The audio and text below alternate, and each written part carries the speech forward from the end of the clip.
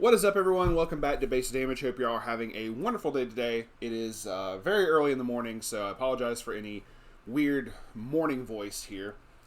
But we got another Trial by Fire episode. I wanted to open up some Avatar: The Last Airbender trial decks here. I already did a box opening as well, so these finally came in like the day after I recorded that.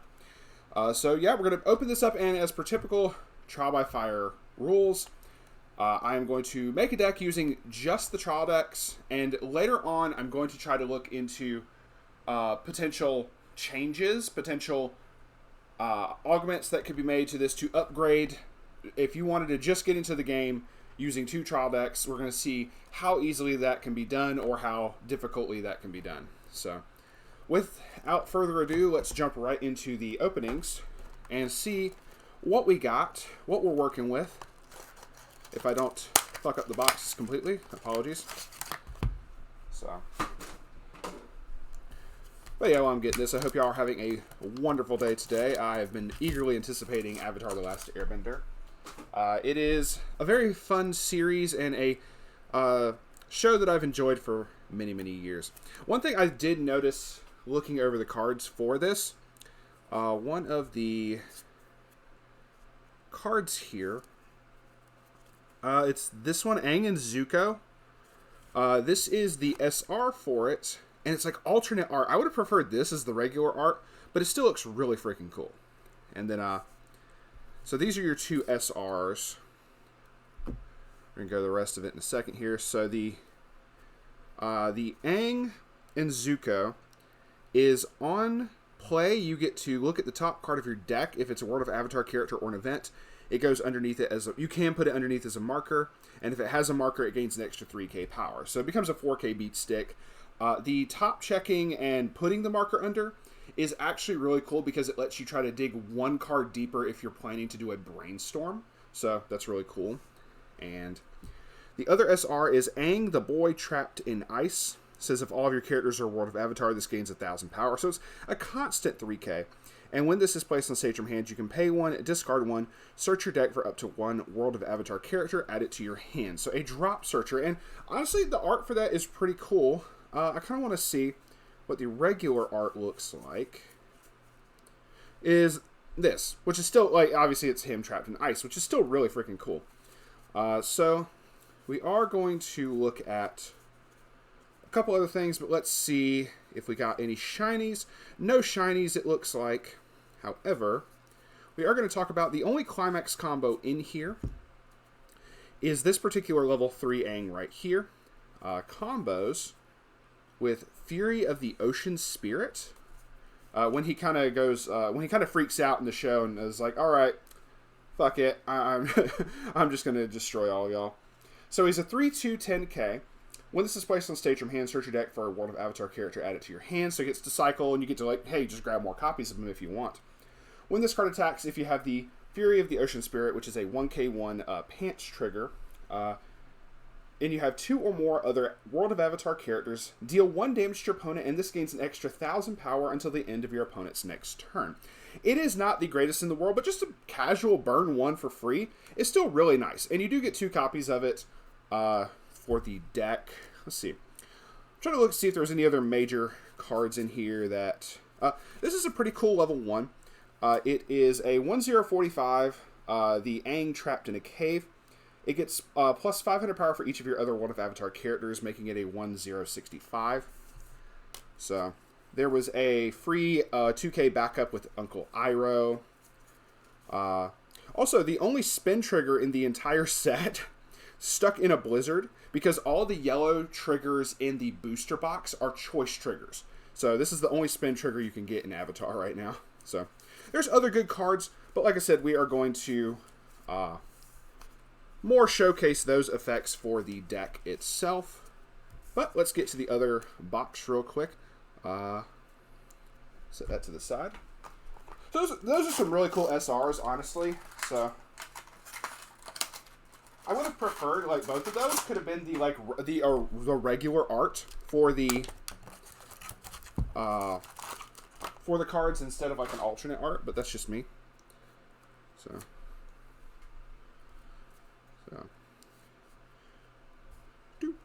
So we got the SRs. We're just looking to see if we got any shinies. No shinies, big sad. I did see the art for the level 3 SP. Does look really cool. But yeah. With that, let's get on to the rest of the deck profile. Shoutouts to future me. Here we go. And we're back with the deck profile. We are going to go over if we a full deck of if we just were to use the trial deck cards, and then I do have one that has a little bit of an upgrade, utilizing just commons and uncommons. So very minimal investment for both of these. So obviously let's get right into, I already stated the climax combo, but I will repeat it once more. This 3/2 10k Aang Avatar state. On play, you get to search your deck for a World of Avatar character added to hand. And on attack, if you have the Pants trigger, you have 2 or more other World of Avatar characters. Deal 1 damage to your opponent, and then he gets an extra 1,000 power until the end of your opponent's next turn. A little more beefier, which is kind of cool. And there is a level 0 that can summon him out early, but we'll get to that in a second. The other level 3 is 4 copies of this Katara Protecting Aang. It's a 3/2 10k. If you have 2 or more other World of Avatar characters, she gets an extra 500 power and the following ability, which is, at the beginning of your opponent's attack phase, you can pay 1 stock to choose this card and one of your other World of Avatar characters and exchange them as standing. Being able to do a little bit of swapping shenanigans can throw your opponent off. I do wish she got a little bit bigger, but that's just whatever. But we also run her because of the second effect, which is on play to stage from hand, you get to heal 1 from the top of your clock to the waiting room. So you really got to have that, and it's very nice that this is in the trial deck itself. To mitigate a little bit of the low attack power, we are going to be going with Iroh Fatherly Figure for our first level 2. Is a 2/15k. It is a level assist in front. The character's level in front times 500. It gets that big of a buff. And it has an act to pay 2 and rest this card to choose one of your World of Avatar characters in your waiting room and return it to your hand. Not going to come up with so much, but it is kind of nice to be able to do that in case instead of having to like clock for a turn or whatever. So that can be very useful. Then our other level 2, since there's no level 1 or level 2 engine, these next 2 cards are basically the engine of the deck, so to speak. This Sokka First Love is a 2/17k. During your turn, if this card gets 1,000 power for each of your other World of Avatar characters. So a full field makes him an 11k, which is fairly sizable. And when this card's battle opponent becomes reversed, if there is a climax in your climax area, you can choose one World of Avatar character in your waiting room and put it into your stock. Not the best engine in the world, but it is something, considering it's basically kind of like a faux climax combo. Since it is like if there's a climax in your waiting room, meaning if you play one of the 2 climaxes in here, he's going to be a 12k, which is very nice before any of your other buffs. He can get fairly sizable, and that is a nice thing. So the other kind of a faux climax combo, it doesn't even require a climax, but it is a little bit of an engine. Getting to the level 1s is this Zuko Agni Kai before he got a scar. So 1055, it has the downside that it cannot side attack, but you're trying to reverse with this anyway, so it doesn't really fucking matter. At the beginning of your climax phase, you can put 1 World of Avatar character from your waiting room at the bottom of your clock, an accelerate ability. And if you do, look at the top card of your deck, put it on top of your deck or into your waiting room. So you get to choose like what your trigger is basically going to be, or you get to get a card out of the way. Or if you see that it's a card that you want to add to your hand, it is very relevant for the next half of this effect, which is when this gets the following ability until end of turn. When this card's battle opponent becomes reversed, you may choose a Katara's Necklace, which is the event, or a World of Avatar character in your waiting room and return it to your hand. So if you see that it's a target that you want to be able to toss into the waiting room to be able to potentially salvage back, you can do that. Or if you see it's a trigger that you want to hit, you can do that as well and just leave it up there, which is really nice. But between this and the other level 2, that's basically your quote-unquote engine in terms of getting to being able to play these cards to build up some extra stock. Maybe you need some extra stock to be able to play for the early play condition of the level 0 to summon the Aang, but that's whatever. To round out the other attackers at level 1, we have Aang Trapped in a Cave is the 104500. It gets 500 power for each of your other World of Avatar characters, so a full field would make it a 1065. Lastly, we have 3 copies of the free 2k backup, the Iroh Stern Warning. Level 0s, this is going to stay mostly the same for the rest of, even for the other half of the upgrade deck, but let's get into it. Aang and Zuko, Unexpected Cooperation. If there's a marker underneath this, it gains 3k power, making it a 4k. And getting the marker is very easy. You get to top check when you play this from hand to stage. And if that card is an event or World of Avatar character, you can put it face down underneath this card as a marker. So, really easy. We got 4 copies. I misspoke. I was thinking of the Brainstormer.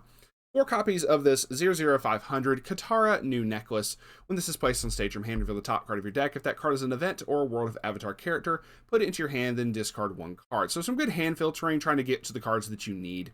But also you can discard higher level cards for later to potentially either add them back with the Zuko Agni Kai, or even off of putting them into the stock for the level 2, or even off of the event. So it just give a little bit of hand filtering.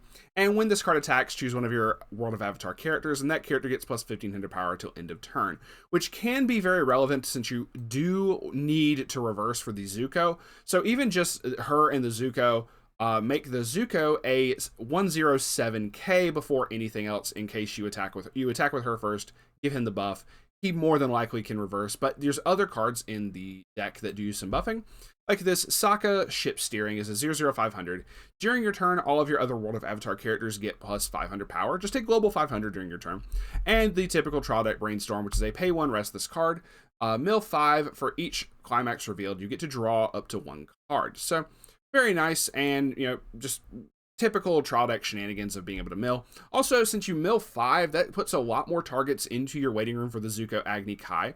And obviously, like I said, with the Sokka, you can also do the same thing, but they're going to the stock, so you can't just pitch a whole bunch of extra level 0s in there for some clean stock.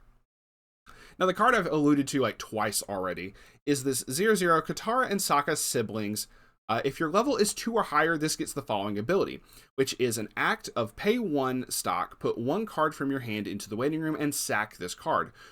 Choose up to 1 Aang Avatar State, which is the level 3 climax combo of the deck, and put it from your hand and put it on the stage position this card was in. Now, you do have to end up discarding 2 cards because of this effect, so it is an early play condition, but you want to make certain that you have enough cards in hand to be able to do this to begin with. It is also a 500 assist 2 characters in front of it, so you do have a couple of little different buffing effects. Next is 3 copies of Aang, the Boy Trapped in Ice. If all of your characters are World of Avatar, this gains 1000 power, making it a 3k. And on play, you get to pay 1 and pitch 1 from hand to search your deck for a World of Avatar character, add it to your hand. So, very simple there. And to round out the level 0s, we have Yue Moon Spirit is a 0015. It has 2 effects. When your climax is placed in your climax area, choose one of your characters, it gets plus 1 soul. Being able to push for a little bit extra soul can be nice, especially in the early game, since we're not doing like any plus 2 soul shenanigans. Just being able to push is nice. And also an act of rest this card, choose one of your World of Avatar characters, it gets 1500 power for the turn. So depending on, typically your back row is going to be this Sokka because you want to have the Brainstormer. And then you can choose whether you want the 500 assist from this one, or maybe save it in your hand for early playing the Aang later, and then you can have the Yue back row to do a 1500 bump every turn, which once again you get your Zuko's up big enough and be able to get the reverses. Lastly, we do have 1 event in here. I put 2 copies. I had to remember how many copies of Katara's Necklace. It's basically like Torch. Is a 1/0, put the top 2 cards of your deck into the waiting room, choose up to 1 level X or lower World of Avatar character in your waiting room, return it to your hand, X is equal to the level of the cards put into your waiting room by this effect. So this is really cool, and the fact that all the cards that do like the top checking and everything all work off of events anyway, you can get this to hand, and that's going to be a very interesting thing that you can play into going into the upgraded deck, which we will go over in a second.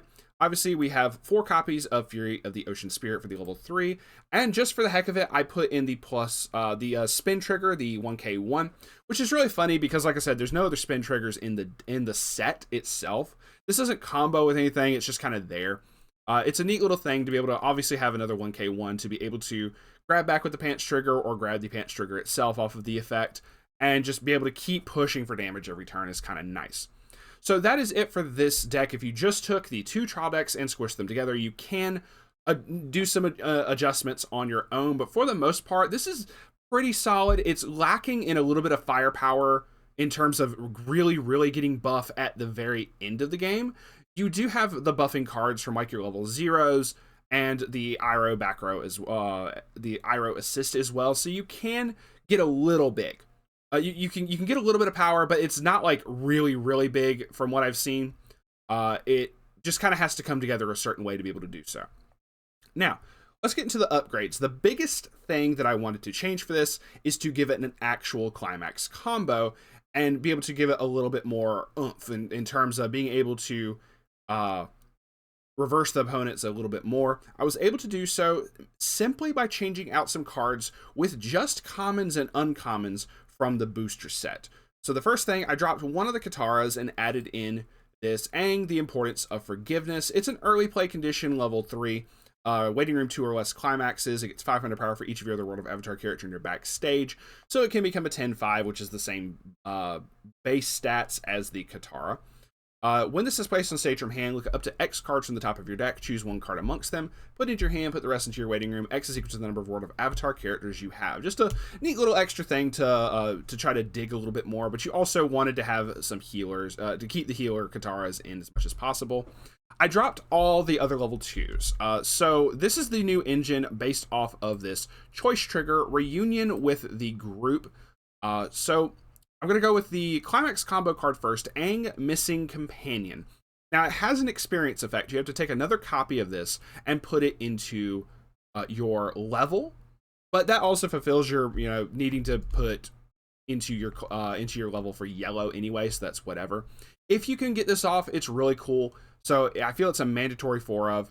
The other climax combos of the set were a level 0 that I didn't really care for, and the level 3 energy bending, which is its own unique deck build in and of itself. So this was the other choice trigger combo. This is so it can become a level 1 for 1 cost. If all of your other characters are World of Avatar, this gets 1,000 power, making it a 7k.